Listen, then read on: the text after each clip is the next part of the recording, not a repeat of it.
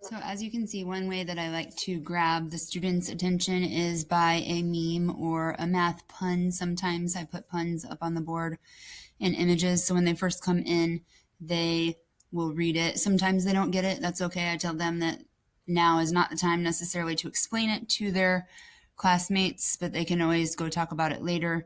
Usually after I have the meme up or the pun for a few seconds, usually about 30 seconds, then I switch it right to their planner. So it also is a way to get them in the door right away. So in middle school, sometimes that's an issue between their passing periods where they're kind of straggling in.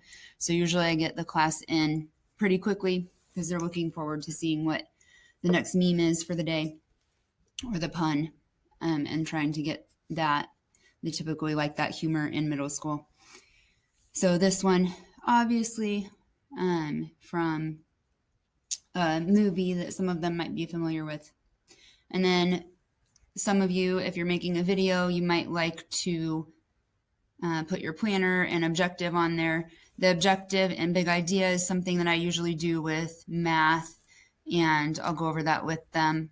If I don't put it in the video, I'll put it up on the board beforehand with the planner. I don't typically like to put the planner in the video just in case it changes from year to year. I can always use the video from year to year, but I can't necessarily if the planner changes, or I'd at least have to tell them what the planner would change from if it changes from year to year, because it always depends on the class and how many problems we're going to do and things like that. I'd always have to adjust and monitor that. So as you can see, this would be like a review day. Typically on review days, we'll do some sort of fun project where they might be traveling around the world and visiting math centers and stations in working in groups to try and solve some more difficult problems, even more difficult than they would see on the test. I know we're used to seeing some of those math and focus questions on the tests that are the challenge ones where they're meant to be novel questions where most students can't solve them. Only about 10% of them could solve them accurately. They might get some of the way through them, but they can't.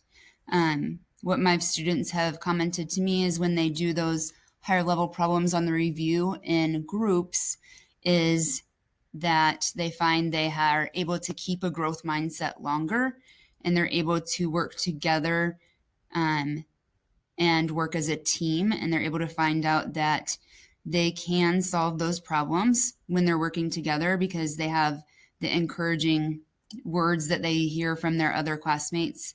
And then when they feel like giving up, their classmates are encouraging them to keep going, and they are therefore then persisting longer. Usually I'll give them a clue if I see them getting stuck and things like that.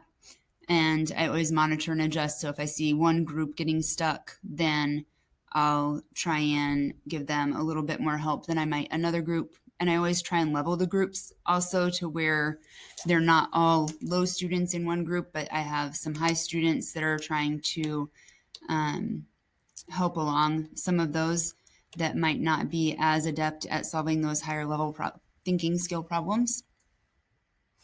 And it would always be wonderful to make those higher level students engage those lower level students by helping them understand those problems. So when they come to me and try and explain what they were doing, I make each and every one of the group members talk, not just the person with the highest skill, which is typically the one who likes to explain everything.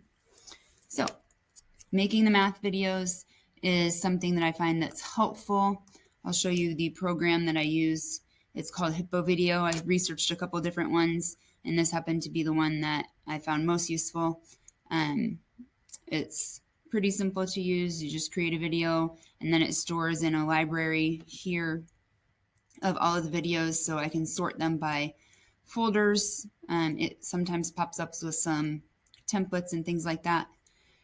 I can see all my videos at once here, and then it has a fun export feature that I can just export directly to my Google Drive, and it'll pop up in a folder and I can move it to where I want. Or I can also choose to export it to my YouTube channel, which I do for the students. Then if they want to go home and watch it again,